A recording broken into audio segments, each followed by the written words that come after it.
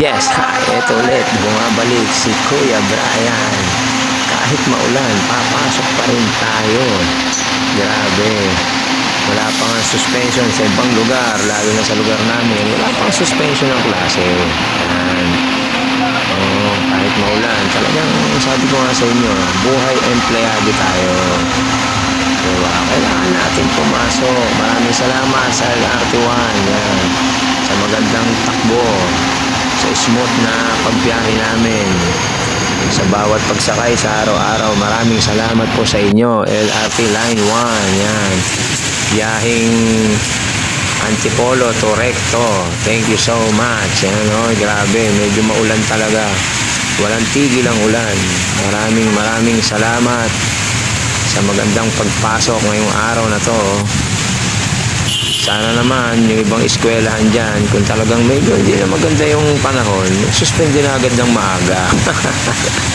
Di ba? Para hindi na tayo maabala pa sa pagpasok, kawawa naman ng mga estudyante. Pero siyempre sa mga ganyang sitwasyon, desisyon na ng mga magulang, desisyon na natin kung paano natin sila hindi pa papasukin. Yan.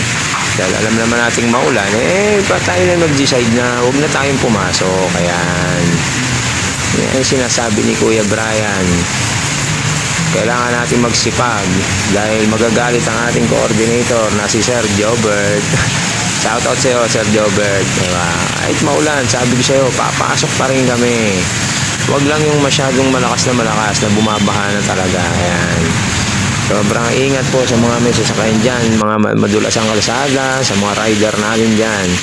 Ingat lang po tayo dahil madulas talaga ang kalsada. Hinay-hinay lang sa pagpapatakbo.